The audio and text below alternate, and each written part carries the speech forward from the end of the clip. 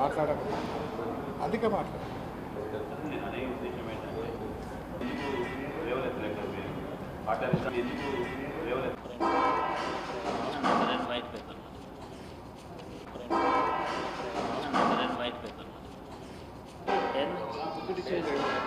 Paper అవుతుంది paper అవుతుంది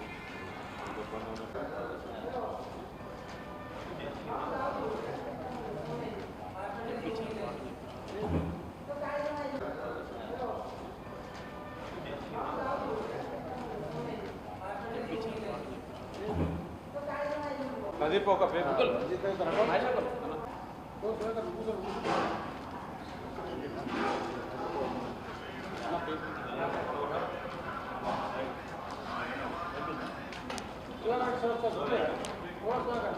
माता की जय जय श्री राम भारतीय जनता देशाనికి ఘనత भारतीय जनता देशाనికి ఘనత नरेंद्र मोदी గారి నాయకత్వం వర్ధిల్లాలి नरेंद्र मोदी గారి నాయకత్వం వర్ధిల్లాలి బీజేపీ జిందాబాద్ బీజేపీ జిందాబాద్ మరి ఈరోజు అరవింద్ గారు ఎంపీ అయిన తర్వాత మా జగిత్యాల అసెంబ్లీలో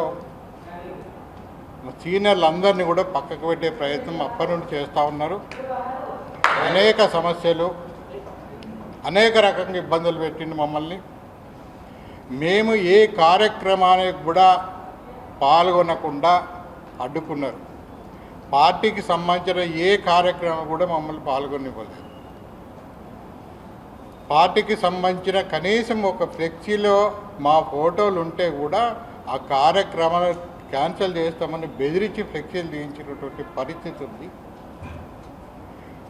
చివరికి నరేంద్ర మోడీ గారు జగిత్యాల వస్తే కూడా ఆ ప్రోగ్రాంకు మమ్మల్ని వెళ్ళకుండా అడ్డుకున్నటువంటి పరిస్థితి. నరేంద్ర మోడీ గారు మాకు ఇక్కడ ఉంటారు, ఆయన మా అభిమానాన్ని అడ్డుకోలేడు. ఇటువంటి పరిస్థితిలో కూడా మమ్మల్ని అవమానం చేస్తే మేము భయపడ్డాం, కానీ మేము బయటపడలే. మేము ఎప్పుడు కూడా ప్రెస్ మీట్ పెట్టి బయటపడి అరవింద్ గురించి మాట్లాడలే. ఎందుకంటే ఇది పార్టీకి సంబంధించిన విషయం, పార్టీ ప్రతిష్ట, పార్టీ నష్టపోకూడదనే ఒక ఉద్దేశంతో మేము మాట్లాడలే.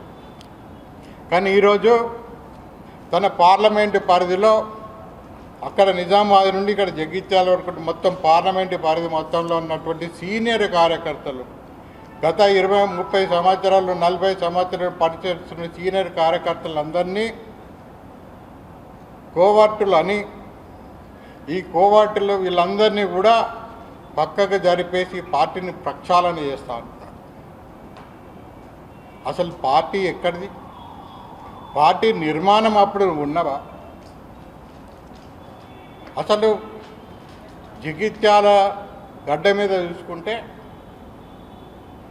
అనేక రకాలైనటువంటి, ఒక పక్క నక్సలైట్ల ఇబ్బందులు, మా ఉదయం ఇక్కడ నుండి బయలుదేరితే, ఇంటి నుండి బయలుదేరితే ఇంటికి వస్తామో లేదా అనేటువంటి పరిస్థితి నుండి ఈరోజు వరకు కార్యకర్తలు అనేక నుండి పోలీసు లాఠీ చార్జులు, పోలీసు కేసులు, జైళ్ళకి వెళ్ళిన వాళ్ళు ఉన్నారు.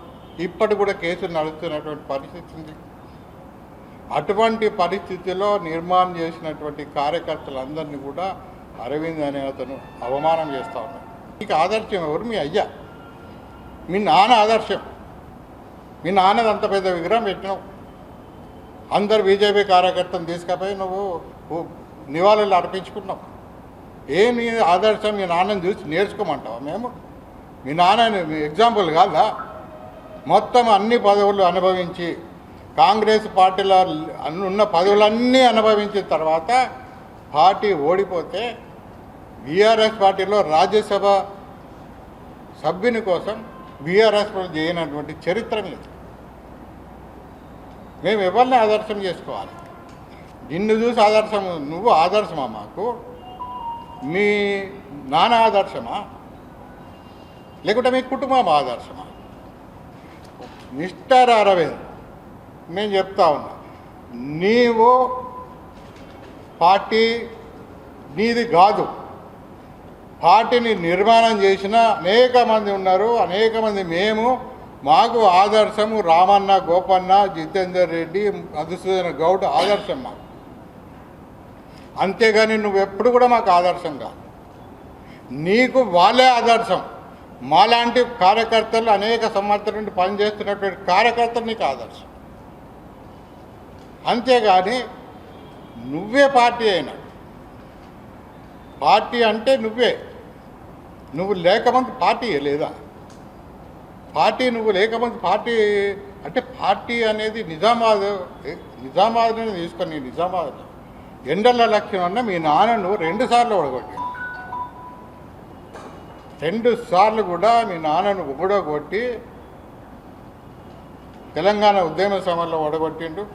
రాజీనామా చేసి మళ్ళీ ఓడగొట్టి కొర్రుట్లా తీసుకుందాం, మెట్టిపల్లి తీసుకుందాం. 10 కార్పొరేషన్ 10 మున్సిపల్ కౌన్సిలర్లు గెలిస్తే 10 మంది, మనము మేయర్ 10 మనకు రాలేదు. రాయకల్లో 5 గెలిస్తే 3 వచ్చినట్టు వాళ్ళు మున్సిపల్ మేయర్ అయ్యారు. ఇది నీ ఇన్ఎఫిషియన్సీ కాదా? జగిత్యాల తీసుకుందాం. జగిత్యాల 46 మందిలో 28 మందికి డిపాజిట్ రాలే. కనీసం ఇప్పుడు ఉన్నటువంటి పరిస్థితి ఎటువంటి పరిస్థితి ఉంటే ప్రజలు ఓట్లు వేయడానికి సిద్ధంగా ఉన్నటువంటి ఇటువంటి పరిస్థితుల్లో డిపాజిట్ ఎందుకు రాదండి? 28 మందికి డిపాజిట్ రాలేదు. 30 ఓట్లు 29 ఓట్లు వచ్చిన వాళ్ళు కూడా ఉన్నారు.